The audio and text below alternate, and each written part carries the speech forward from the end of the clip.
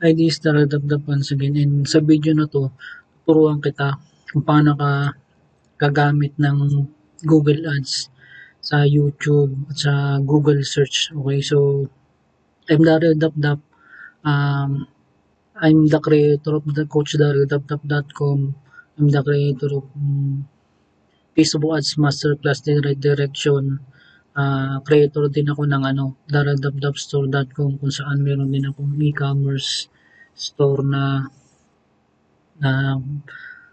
ginawa ko sa WordPress. So tuturuan kita ngayon kung paano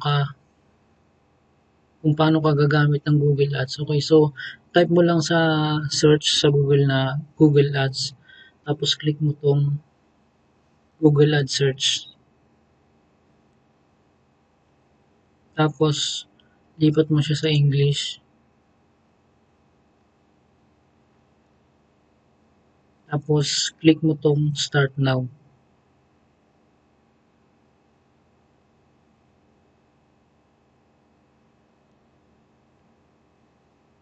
So mapupunta ka dito sa page na to. Tapos lalagay mo lang yung business name mo, kung ano yung business na ginagamit mo. So sa akin, Darrell.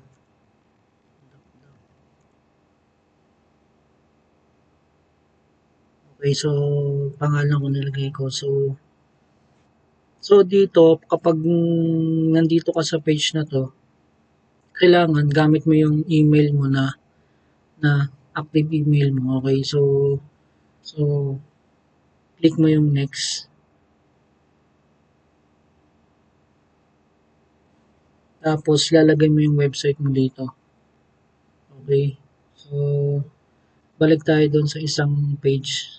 Tapos para magamit mo maximize mo yung Google Ads, kailangan gamitin mo tong switch to export mode kahit bago ka pa lang. Okay, so kasi ito mga basic lang dito sa basic page, basic lang yung magagamit mo na mga na ads na pwede mong gamitin. So dito, click natin itong switch to export mode. Tapos mapupunta ka na dito para ma-leverage mo yung Google Ads na pwede kang maggawa ng maraming iba't ibang objective sa Google Ads mo. Okay, so dito mamimili ka dito kung ano depende sa business mo. Mayroon sales, kung may binebenta ka online, kung e-commerce ka, kung leads ang gusto mo magkaroon ng maraming customers o prospect at masave mo yung contact email nila, leads ang piliin mo.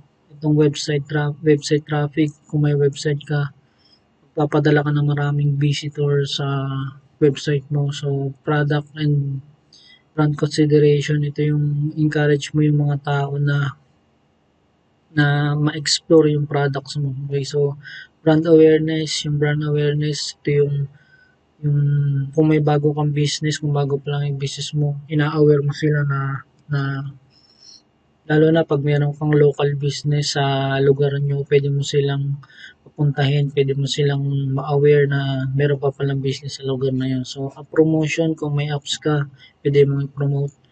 Ito yung local store visit and promotion, pwede rin to sa kung may business ka sa lugar nyo, pwede nyo rin siyang i-promote. Ito yung create campaign without goal guidance. So, pwede mo rin itong piliin. At pag pinili mo to, nakakagawa ka rin ng iba't ibang klase ng ads. So, search, performance, display pinakamaganda.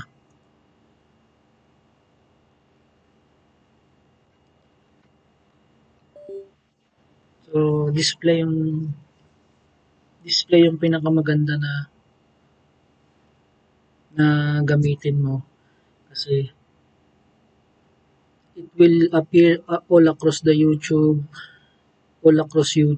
display na to. So, video, kung gusto mo may video ka, video marketing, may apps, smart, ito yung reach customers with one-stop solution, build small businesses. So, tapos discovery, ito yung mapupunta yung ads mo sa YouTube, sa Gmail, sa etc. So, shopping hindi siya available pag create campaign with Google. So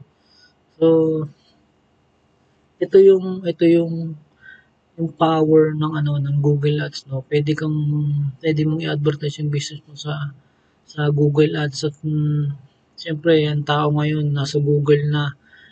Doon sila naglalagay ng keyword kung anong gusto nilang i-search, kung saan sila interesado.